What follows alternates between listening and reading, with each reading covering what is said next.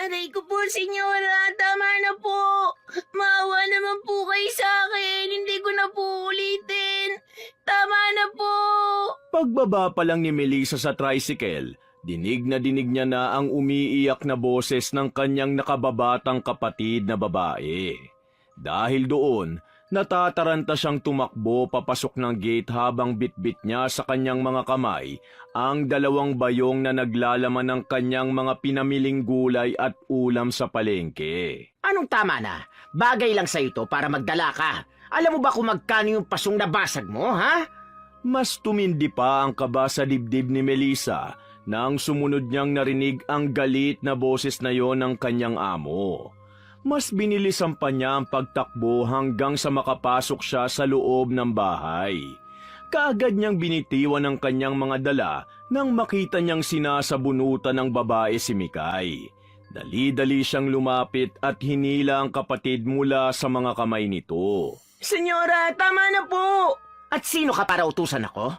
Hoy, Melissa, huwag kang makialam dito kung ayaw mo ikaw naman ang tamaan sa akin. Pagkasabi nun ay umakto na naman itong lalapit subalit humarang siya at itinago sa likod ang kapatid. Ramdam niya ang panginginig ng katawan ni Mikay nang yumakap ito sa bewang niya. Hindi po ako papayag na saktan niyo ulit ang kapatid ko. Mas lalong dumilim ang mukha ng kanyang amo nang marinig ang sinabi niya. Abat, talagang gusto mo makatikim na naman, ha? Umalis ka riyan hanggat kaya ko pa magtimpi. Ano po bang nagawa ni Mikay para saktan niyo siya? Ayan, mabuti naman na tinanong mo. Para sabihin ko sa'yo, binasag lang naman niyang magaling mong kapatid yung mamahaling kong figurin. Ang galing, hindi ba? Pinapakain ko na nga kayo't lahat-lahat, nagagawa niyo pang manira ng gamit. Napatingin si Melissa sa kanyang kapatid matapos marinig ang sinabing yon ng amo. Hindi ko naman po yun sinasadya, ate. Anong hindi sinasadya? Ang sabihin mo talagang pasaway kang bata. Palibhasa, wala kayong magulang kaya walang nagtuturo sa inyo ng tamang asal. Mga walang pinag-aralan. Hindi ko naman po talaga sinasadya eh. Talagang sumasagot ka pa, ha? Ang bata-bata mo pa, napakasinungaling mo na. Halika nga rito. Sa pangalawang pagkakataon, muling humarang si Melissa nang tangkaing lapitan ng babae ang kanyang kapatid. Alam ng dalagang nagsasabi ng totoo si Mikay. Kilala niya ang kanyang kapatid. Hindi nito sasadyaing makasira ng gamit dahil alam nitong magagalit ang kanyang amo. Gayunpaman, alam niyang hindi ito titigilan ng babaeng amo, kaya isang paraan ang pumasok sa isip niya. Ganito na lang po. Idagdag niyo na lang po sa babayaran namin yung nabasag na figurin, senyora. Huwag niyo na lang pong saktan ng kapatid ko. Ang lakas naman ng loob mong sabihin yan. Alam mo ba kung magkano ang halaga nun? Kulang na kulang pa ang isang buong taong sahod nyo. Wala pa nga sa kalahati ang nababayaran nyo sa akin eh. Madadagdagan na naman. Handa naman po kami magbayad eh. Kaya nga po kami nandito sa inyo. Ginagawa po namin ang lahat para makabayad. Kahit alam ko po na hindi naman totoo yung binibintang nyo kay tatay. Ang tinutukoy ni Melissa ay ang 30,000 na ninakaw umano ng kanyang ama nung nagtatrabaho pa ito bilang driver. Yun ang dahilan kung bakit nakakulong ito ngayon. Pinagbabayaran ng kasalanang hindi naman ito ginawa. Hindi siya naniniwala na magagawa yun ng ama dahil may prinsipyo itong tao. Palagi nga sila nitong sinasabihan noon na kahit gaano kahirap ang buhay, ay huwag silang gagawa ng masama sa kapwa. Subalit ganito siguro talaga kaila pang hustisya para sa mga mahihirap. Kapag wala kang kakayahang lumaban, kulong ka. At anong gusto mong palabasin? Na sinungaling ako, ganun ba?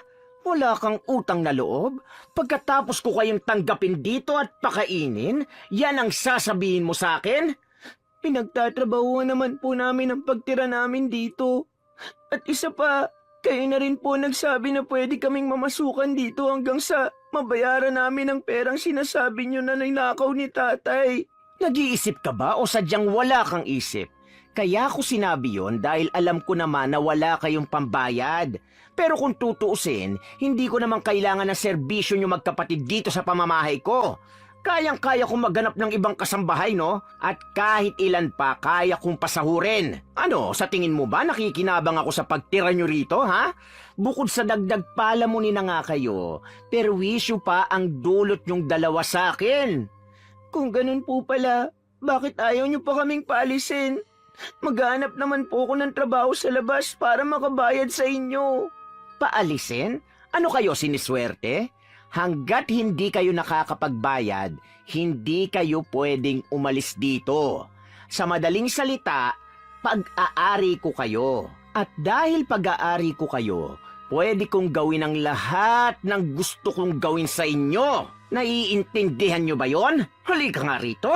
Hindi na nakaiwas pa si Melissa nang bigla nitong hablutin ang buhok niya at kalad ka rin papunta sa likod ng bahay. Bitiwan mo ang ate ko! Salbahay ka talaga! Oo, talagang salbahe ako. Ano naman ngayon? Nang makarating sila sa likuran, patulak siyang binitiwan nito kaya napaupo siya sa bermuda. Kaagad namang lumapit sa kanya si Mikay at umiiyak na yumakap. Ayos ka lang ba, ate? Ayos lang ako. Huwag kang mag-alala sa akin. Ikaw, ayos ka lang ba? May masakit ba sa'yo? Wala po, ate. Ayos lang po ako. Mabuti naman kung ganon. Tana, nandito na si ate. Hindi ako papayag na saktan ka niya ulit. Pagkasabi nun, niyakap niya ng mahigpit ang kapatid.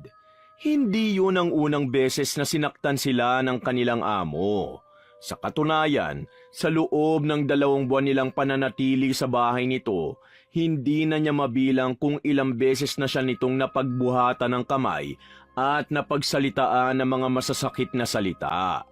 Tinitiis niya na lang ang lahat dahil ayaw niyang manatili sa kulungan ng ama. Kapag nabayaran na niya ang babae, makakalabas na sa kulungan ng tatay niya at magkakasama-sama na ulit silang 3. Ayaw ko na rito, ate. Umalis na tayo. Sige na, ate. Konting tiis pa, Mikay. Aalis tayo rito. Pero hindi pa ngayon. Hindi pa pwede. Sana maintindihan mo ang sinasabi ni ate. Tumigil nga kayo sa kadramahan nyo. Naririndi ako. Salbay ka, salbay! Isusumbong ka namin sa pulis! Muli na namang dumilim ang mukha ng babae dahil sa sinabing yun ng kanyang kapatid. Anong sabi mo? Talagang sinasagad niyong pasensya ko, ha? Pagkasabi nun, lumapit ito sa gripo na nasa gilid at binuksan yon. Itinapat nito sa kanilang hose na nakakonekta ron. Napasinghap si Melissa nang tumama sa mukha niya ang malakas na puwersa ng tubig na nanggagaling doon. Ito ang bagay sa inyo. Ang kakapal na mukha niyo, takutin ako. Pasalamat nga kayo at pumayag ako na magtrabaho kayo rito para makapagbayad ng utang. At nang sa ganon, makalabas sa kulungan ng tatay niyo. Tapos itong isusukli niyo sa kabutihan ko? Wala kayong utang na loob talaga. Ang kakapal na mukha niyo. Habang nagsasalita ang babae, patuloy pa rin ito sa ginagawang pagbasa sa kanila.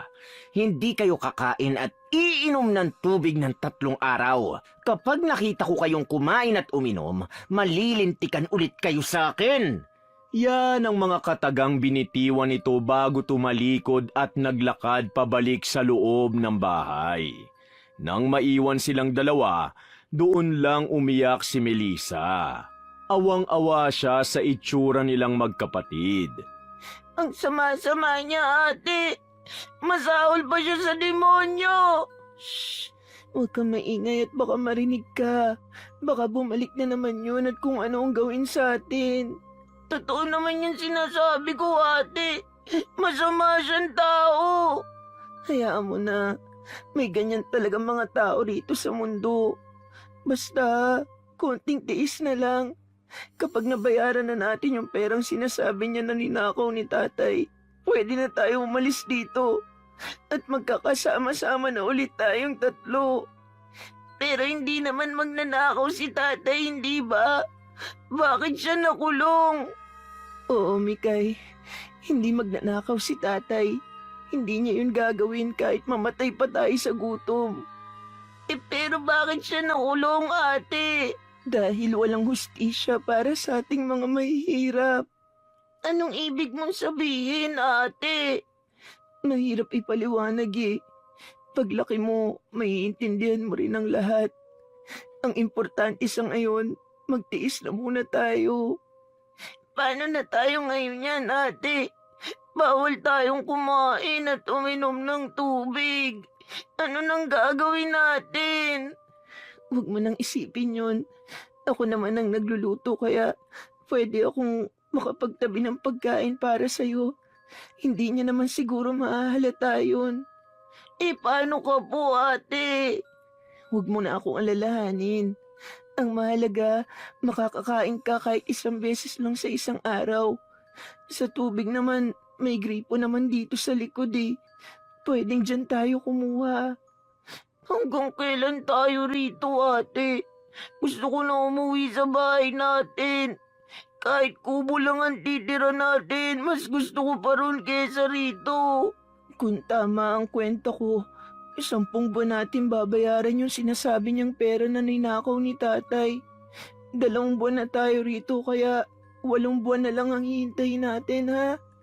Pagtapos nun, makakalaya na si tatay at pwede ka na ring umuwi. Ha? Bakit ako lang, ate? Hindi ba dapat 2 tayo? Narinig mo naman ang sinabi kanina ni Senyora Gloria, di ba? Mamahalin yung nabasag na figurin. Malamang hindi yun papayag na hindi natin bayaran kaya kahit maiwan muna ako rito. Ako na lang ang magtatrabaho para mabayaran yun. Bumakas ang lungkot sa mga mata ng kanyang kapatid matapos marinig ang sinabi niya. Akala ko pa naman magkakasama-sama na tayong 3 ni na tatay, ate. Mabilis lang naman dumaan ang mga araw. Hindi mo mamamalayan yan. Magigising ka na lang, nasa tabi niyo na ako. O siya, tara na sa loob. Magbihis na muna tayo at baka nilalamig ka na masyado. Nauna siyang tumayo at sumunod naman kaagad ang kapatid niya. Pagpasok sa bahay, dumiretso sila sa tinutulugan nilang silid para maligo at magbihis. Nang matapos, bumalik na sila sa trabaho. Ako na magpapatuloy ng ginagawa mo kanina. Hugasan mo na lang yung mga ulam na pinamili ko. Sige po, ate. Ang sumunod na tagpo, pareho na silang naging abala sa kanika nilang trabaho. Si Melisa'y tinuloy ang pagpupuna sa mga figurin na nasa sala habang si Mikay naman, tagasunod lang sa kung anong iuutos niya. Nang sumapit ang 11:00, pagluluto naman ang hinarap ng dalaga. At gaya ng ipinangako niya sa kapatid, tinabihan niya ito ng pagkain bago pa man lumabas ang kanilang amo. Saktong 12:00 nang bumaba ang babae para kumain. Ngunit nagulat siya nang dumiretso ito sa kanilang kwarto kung saan naroon si Mikay at kinakain ang ibinigay niyang pagkain. Hinawakan nito sa tenga ang kanyang kapatid at kinaladkad palabas. Kaagad siyang lumapit at nagmakaawa rito na bitiwan ang bata. Ako po ang may kasalanan. Ako na lang po ang parusahan niyo. Ako po ang nagbigay ng pagkain sa kanya. Huwag mo akong diktahan. Alam kong ikaw ang nagbigay ng pagkain. Bruha ka? Sa tingin mo ba hindi ko malalaman? Sinuway niyo ko kaya dapat lang na may maparusahan. Pagkasabi nun, kinaladkad nito palabas si Mikay at ikinulong sa kulungan ng aso. Sinubukan niyang lumuhod at magmakaawa sa babae, subalit hindi siya nito pinakinggan. Parang awa niyo na po. Palabasin niyo si Mikay. Ako po may kasalanan. Ako na lang po ang ikulong niyo. Hindi. Dapat lang na siyang ikulong ko para magtanda ka. Simula ngayon, sa tuwing magkakamali ka, siya ang makakatanggap ng parusa. Pasok na sa loob! Ipaghain mo ko! Pakawalan niyo po muna ang kapatid ko, senyora. Parang awa niyo na po. Kung gusto mong isang gabi lang ang itatagal niya riyan, sundin mo ko! Nawala ng imik si Melissa dahil sa sinabing yon ng babae. Hindi niya pwedeng ipilit ang gusto niya. Si Mikay ang magiging kawawa. Babalik ako dito mamaya ha. Sasamahan kita rito sa labas. Labag man sa loob ng dalaga, tinalikuran niya ang kapatid para sundin ang utos ng kanyang amo. Pagpasok niya sa loob, bigla na lang isinara ng babae ang pintuan. Nanlambot ang mga tuhod ni Melissa nang mapagtanto niya kung ano ang gustong mangyari ng babae. Senyora, hindi ko na po ipipilit na pakawalan niyo siya. Hayaan niyo lang po kung samahan siya ron. Parang awa niyo na po. O sige, sa oras na tangkay mo lumabas doon, 1 linggo siyang matutulog sa kulungan na yon. Alam ni Melissa na tototohanin nito ang sinabi, kaya hindi na siya nagpumilit pa. Parang dinudurog ang puso niya ng mga sandaling yon, subalit wala siyang mapagpilian. Habang pinagsisilbihan ng kanyang amo, tahimik siyang umiiyak. Senyora, baka po pwede... Huwag mo nga akong kinukulit. Kasalanan mo yan. Kung sinunod mo lang sana ang sinabi ko, hindi sana mangyayari yan sa kapatid mo. Gusto mo siyang pakawalan? Oh, ayun ang susi. Pero sinasabi ko sa'yo, sa oras na pakawalan mo siya nang wala pang 6:00 ng umaga, doon ulit siya magpapalipas ng gabi. Maawa naman po kayo sa kapatid ko, senyora. Malamig po sa labas. Baka magkasakit siya. Tigilan mo nga, Kuya, sa pagmamakaawa mo. Hindi ubra sa akin yan.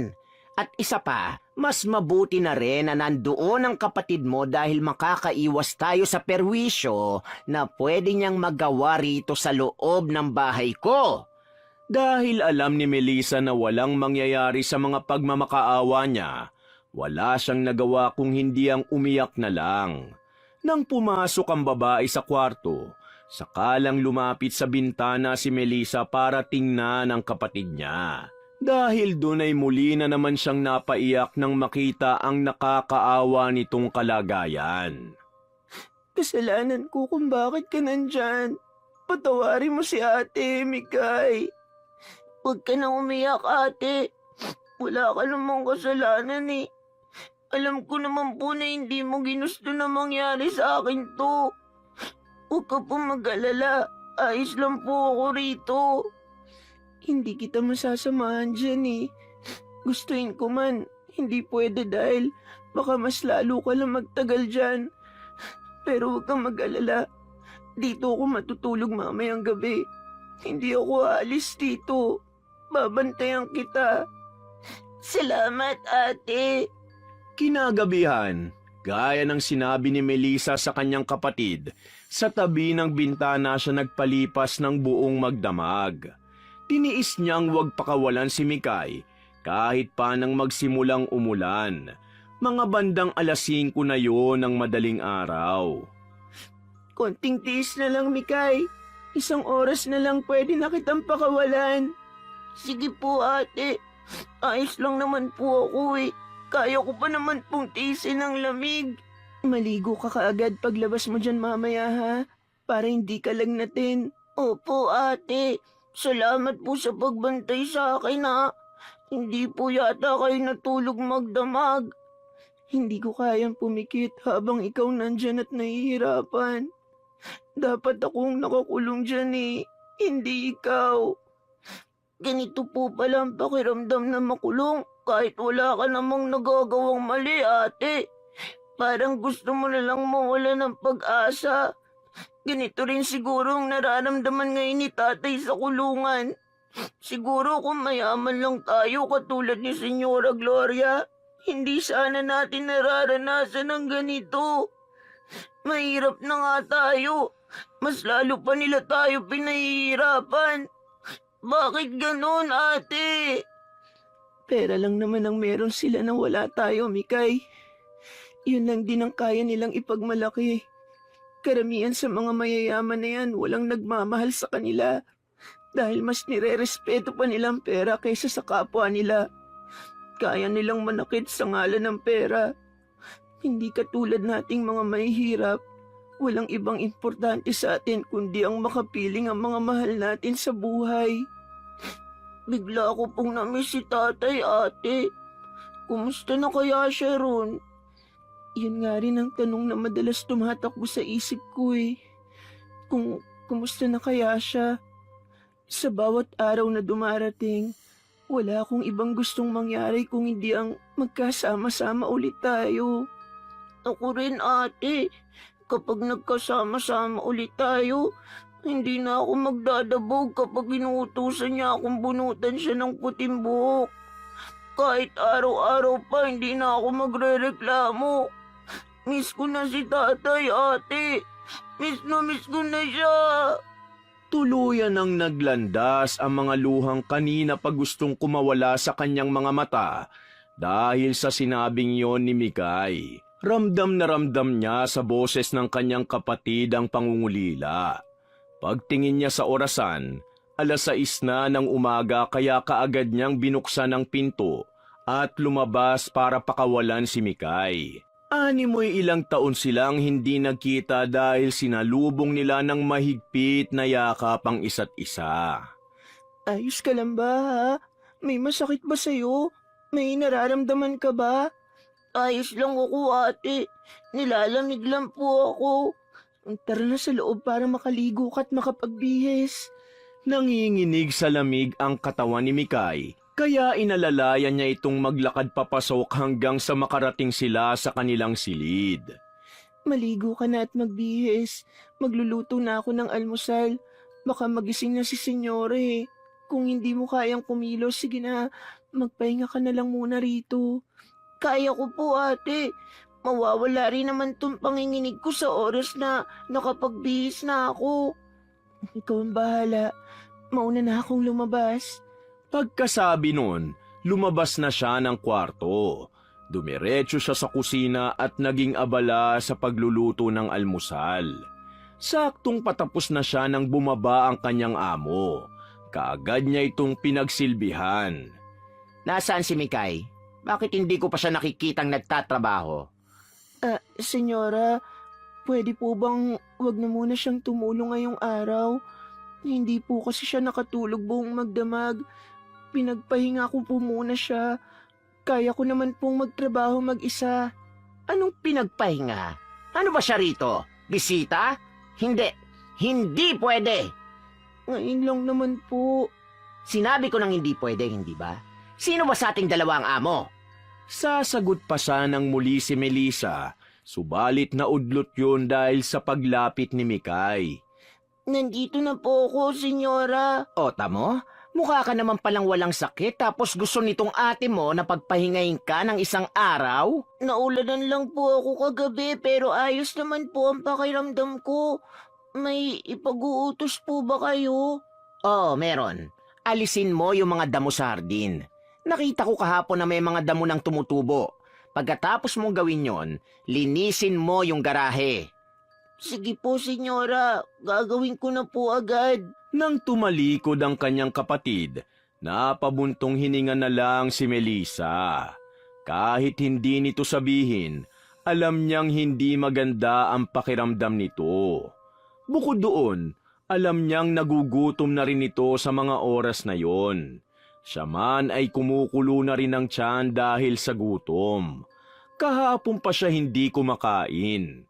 Ramdam niya rin na parang natutuyuan na siya ng lalamunan dahil sa hindi pag-inom ng tubig. Ikaw naman, Melissa, magpalit ka ng mga kurtina at kubrekama. Labhan mo na rin pagkatapos. Ayoko may papalpak sa inyo ngayon, ha? Linggong-linggo, katatapos ko lang manood ng misa. Ayokong magkasala kaagad. Opo, senyora. Ano pang iniintay mo?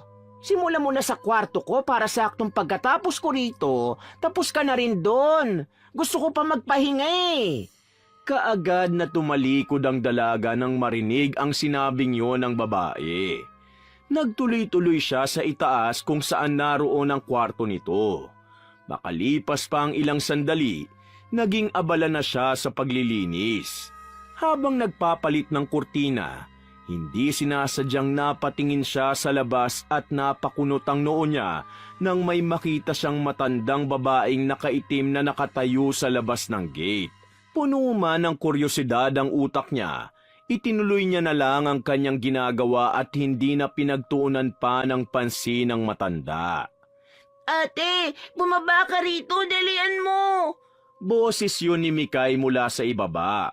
Kaagad siyang huminto sa paglilinis at nagmadaling lumabas. Sa hagdan pa lang, sinalubong na siya ng kanyang kapatid. Bakit ka sumisigaw? Ano bang meron? Si Senyora ate! Dalihan mo, nasa kusina siya! Napatakbo na rin siya nang tumakbo si Mikay papunta sa kusina. Doon, nakita niya ang kanyang amo na nakaupo at walang malay. Dumudugo ang isang hita at meron pang nakabao na patalim. Senyora, ayos lang po ba kayo?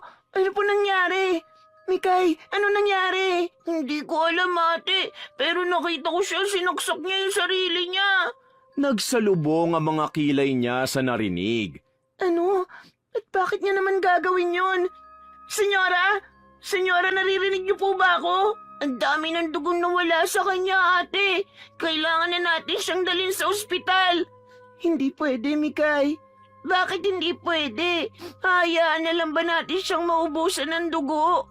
Kapag sinugod natin siya sa ospital, malaki ang posibilidad na tayo mapagbintangan sa nangyari. Tayo lang naman ang kasama niya rito eh. Buti sana kung may maniniwala kapag sinabi nating sinaksak niya ang sarili niya. Eh paano na ngayon yan, ate? Ano nang gagawin natin? Ako na lang ang gagamot sa sugat niya. Pagkasabi nun ay tumayo si Melissa at kumuha ng alkohol, malinis na tela at karayom pati sinulid. Pagbilang ko ng 3, hugutin mo ang patalim ha. Biglain mo ang paghugot. Naiintindihan mo ba ako? Ate, kinakabahan ako. Pero sige. Nagsimula siyang magbilang gamit ang isa niyang kamay. Pagsapit ng 3, ay mabilis na hinugot ni Mikay ang patalim sa sugat ng babae. Siya naman ay mabilis niyang itinapal doon ang hawak niyang malinis na tela. Diniinan niya yon ng ilang minuto hanggang sa tumigil ang pagdurugo. Ang sumunod niyang ginawa ay sinimulan niyang tahiin ang sugat nito. Kabado siya habang ginagawa yon dahil baka bigla itong magkamalay at magwala kapag nakita ang ginagawa niya. Ayan, tapos na. Kailangan na lang nating talian para hindi mapuwersa ang tahi. Kumuha siya ng panibagong tela at tinali yun sa hita ng babae. Hanggang sa matapos siya, ay wala pa rin itong malay. Nagawa pa nila itong buhatin at ilipat sa mahabang sofa. Kailan siya magkakamalay, ate? Natatakot ako. Baka tayong sisihin niya sa nangyari. Yun nga rin ang iniisip ko eh. Pero hindi naman natin siya pwedeng pabayaan na lang. Kung gagawin natin yun, wala na rin tayong pinagkaiba sa kanya. Pero teka, ano ba talaga nangyari?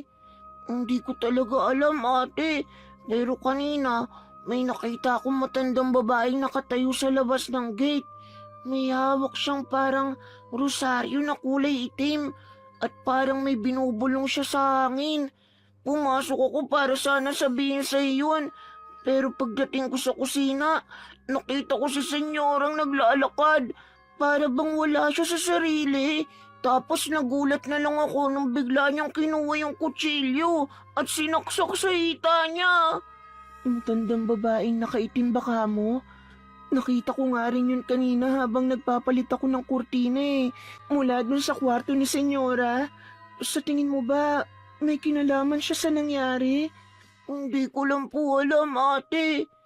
Ganito na lang, sa susunod na makita mo ulit yung matandang yun, sabihin mo agad sa akin ha. Opo, ate.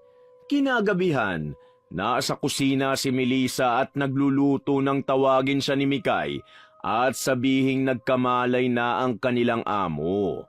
Itinigil niya muna ang ginagawa at dali-daling nagtungo sa sala. Inaasahan niya na magwawala ang babae at isisisi sa kanila ang nangyari. Ngunit nanatili itong walang imik. Nagugutom po ba kayo, senyora? Gusto niyo po bang dalan ko kayo ng pagkain dito? Bakit niyo ako tinulungan? Dahil yun po ang dapat, senyora. Hindi ba dapat hahayaan niyo na lang akong mamatay dahil hindi naman maganda ang pakikitungo ko sa inyo? Hindi po kami pinalaking ganyan ng mga magulang namin. Bata pa lang po kami, palagi nang sinasabi sa amin ni tatay na wala dapat pinipiling tao kapag tutulong. At isa pa, parang wala na rin po kaming pinagkaiba sa'yo. Kung ahayaan ka lang namin na Naputo lang iba pa sanang sasabihin ni Melissa dahil bigla na lang itong nagsisigaw habang tinatakpan ng tenga. Tama na! Ayoko na! Tigilan mo ako! Tama na!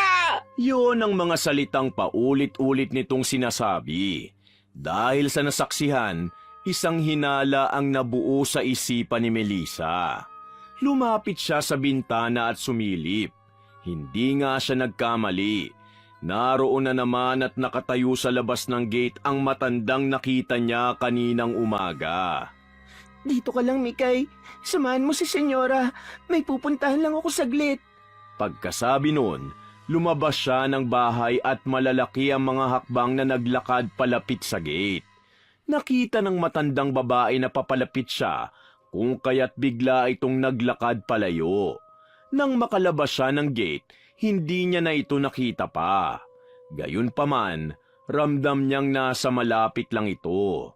Nagpatuloy siya sa paglalakad. Lakad dito, lakad doon, at lingon dito, lingon doon. Pagliko niya sa isang eskinita, nagulat siya dahil bigla na lang itong sumulpot sa harapan niya. Dahil doon, nagkaroon siya ng pagkakataon na makita ang mukha nito. Normal ang isa nitong mata at purong puti naman ang isa. Yun ang una niyang napansin. Nanigas ang katawan niya sa takot subalit hindi siya nagpahalata. Nang bumuka ang mga labi nito para magsalita, lumabas ang nangingitim nitong mga ngipin. Sino ka? Bakit mo ko hinahabol? May gusto lang po akong itanong. Alam ko po na kayong may kagagawan sa mga nangyayari ngayon sa amo namin. Bakit niyo po ito ginagawa? Dahil yun ang nararapat sa mga taong katulad niya. Dahil sa kanya kaya nawalan ako ng anak at apo. Ano pong ibig niyo sabihin? Bago kayo, namasukan din na katulong ang anak ko sa kanya. Buntis siya noon pero walang awa kung pagbuhatan siya ng kamay ng babaeng yon. At hindi lang yon, pinagbintangan pa siyang nagnakaw ng pera at ipakukulong. Hindi kinaya ng anak ko ang isiping posible sa kulungan siyang manganak kaya nagpakamatay siya. Pakiramdam ni Melissa ng mga sandaling yun, may matulis na bagay na bigla na lang bumaon sa kanyang dibdib matapos niyang marinig ang sinabi ng matanda. Nakaramdam siya ng awa sa matanda at sa anak nitong nagpakamatay. Ilang beses akong lumapit sa kanya at nakiusap na humingi siya ng kapatawaran sa anak ko. Pero paulit-ulit lang siyang nagmatigas. Sa halip na aminin ang mga pagkakamali, isinusumbat niya pa ang binigay niyang tulong para sa pagpapalibing sa anak ko.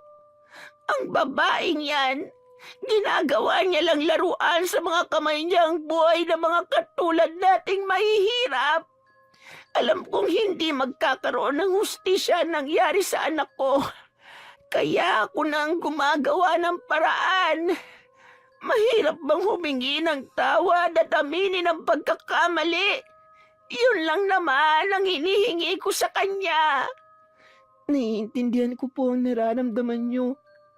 Ako man may galit din sa kanya dahil sa ginawa niya sa pamilya namin. Pero ni minsan po, hindi sumagi sa isip ko na maghiganti. Alam ko kasi na sa oras na ginawa ko yun, wala na rin akong pinagkaiba sa kanya, Lola. Alam ko po na mabuti kayong tao. Dahil kung hindi, sa leeg niyo na po sana siya inutusan na saksakin ang sarili niya. Wala akong intensyon na patayin siya. Gusto ko lang mapagtanto niya ang mga ginagawa niya. Nawalan ako ng anak at apo. Kalabisan ba kung gustuin kong lumuhod siya sa akin at humingi ng tawad? Magsasalita pa sanang muli si Melissa, subalit naudlot yun dahil may biglang nagsalita mula sa kanilang likuran. Hindi po kalabisan yun. Sabay silang lumingon sa pinagmulan ng pamilyar na boses na yon at nakita nila si Mikay at ang kanyang among nakatayo ilang metro ang pagitan mula sa kanila. Iika-ika itong naglakad at huminto sa tapat nila mismo. Ilang sandali pa, dahan-dahan itong lumuhod. Hindi ko po alam kung sapat na itong ginagawa ko para maibsan man lang ang sakit na naibigay ko sa inyo. Pero sana po mapatawad niyo ko. Ngayon ko lang napagtanto ang mga maling nagawa ko. Patawarin po ninyo ako. Hindi na malaya ni Melissa na umiiyak na pala siya habang pinanonood ang mga nangyayari. Sa wakas, makukuha na rin ng matanda ang inaasam nitong paghingi ng tawad ng kanyang amo. Ito na po, Lola. Nakaluhod na po siya sa harapan niyo. Sana po tanggapin yung paghingi niya ng tawad. Ang tagal kong inintay ang araw na ito. Wala na ang anak ko at hindi ko na maibabalik ang buhay niya kahit habang buhay ko pang dalhin itong galit ko. Pero kung hihingi ka ng kapatawaran, alam kong kahit papana'y mababawasan ang sakit na dinadala niya bago siya mawala. Yun lang ang gusto kong mangyari. Ayaw kong kahit sa kabilang buhay ay daladala niya pa rin ang galit niya sa iyo. Tumayo ka na riyan. Pinapatawad na kita. At alam kong pinapatawad ka na rin ng anak ko. Pero sana alam mong hindi lang sa amin ka dapat humingi ng tawad. Alam ko po yun. Mabuti naman kung ganon. Paano? Mauuna na ako. Hanggang sa tumalikod ang matanda, nanatili pa ring nakaluhod ang kanyang amo at umiiyak. Nilapitan niya ito at hinawakan sa isang braso para alalayang makatayo. Umuwi na po tayo, senyora. Yung sugat niyo po baka magdugo na naman. Ikaw, Melissa, mapapatawad mo ba ako? Ramdam ko po na talagang nagsisisi na kayo sa mga nagawa niyo. Kaya bakit ko pa po ipagkakait sa inyo ang kapatawaran na hinihingi niyo? Sana lang po maitama niyo ang lahat. Yun talaga ang gagawin ko. Dahil yun ang dapat. Aasahan ko po yan. Tara na po, senyora. Gabi na po masyado. Makalipas ang isang linggo, Tatay! Si tatay, ate! Nandito na si tatay! kasalukuyan siyang nasa likod bahay at nagwawalis nang marinig niya ang sigaw na yun ni Mikay. Binitiwan niya ang kanyang walis at tumakbo para salubungin ang taong ilang buwan din namang hindi nakita at nakasama. Nagyakap-yakap silang tatlo at hindi maiwasang maiyak ni Melissa ng mga sandaling yun. Sobrang namiss ko kayo mga anak ko. Lalong-lalo na itong bunso ko. Miss na miss ka na rin po namin ni ate, tay! Totoo po yun, Tay. Walang araw na lumipas na hindi ka namin naiisip. Sobrang nagpapasalamat ako sa Diyos dahil makakasama ko na ulit kayo. Ang buong akala ko, hindi na ulit tayo magkikita-kita eh. Salamat din kay Senyora Gloria. Nang marinig ang sinabing yon ng kanyang tatay, biglang napatingin si Melissa sa isang sasakyan na nakaparada sa labas ng kanilang bakuran. Teka lang po, pupuntahan ko lang po siya. Iniwan niya ang dalawa at naglakad siya palapit sa babae. Maraming salamat po sa pagsundo at paghatid kay tatay dito. Wala yon. Kulang pa nga yan bilang kabayaran sa mga nagawa ko sa inyo. Hindi ko alam kung sa paanong paraan ako makakabawi sa inyo. Hindi na po kailangan, senyora. Sapat nang ibinalik niyo sa amin si tatay. Kumusta na po pala ang sugat niyo? Medyo magaling na. Salamat nga pala sa pagligtas mo sa akin ng araw na yon. Wala po yun. O paano? Aalis na ako. Malayo pang biyahe ko pabalik ng syudad. Opo, senyora. Ingat po kayo sa pagmamaneho. Tumangulang ito at pagkatapos, sinimulan ng paandari ng sasakyan. Nang tuluyan niyong mawala sa kanyang paningin, Saka lang siya naglakad papasok sa kanilang bakuran. Ate, dalian mo. Ipagluluto daw tayo ni tatay. Nang marinig ang sinabing yon ng kanyang kapatid, isang malapad na ngiti ang sumilay sa kanyang mga labi. Nandyan na ako! Lumipas ang mga araw, linggo at buwan. Nabalitaan ni Melissa na nagpatayo ng bahay ampunan ang dati niyang amo para sa mga bata at matatanda na iniwan o wala ng mga mahal sa buhay. Masaya siya sa kanyang mga nalaman, ganun din ang kanyang tatay at kapatid. Masaya sila para sa taong minsan ang naging dahilan ng kanilang lungkot at pag-iyak. Hindi sila binigo ng paniniwala nilang lahat ng tao ay kayang magbago, kahit gaano pa ito kasama. Wakas!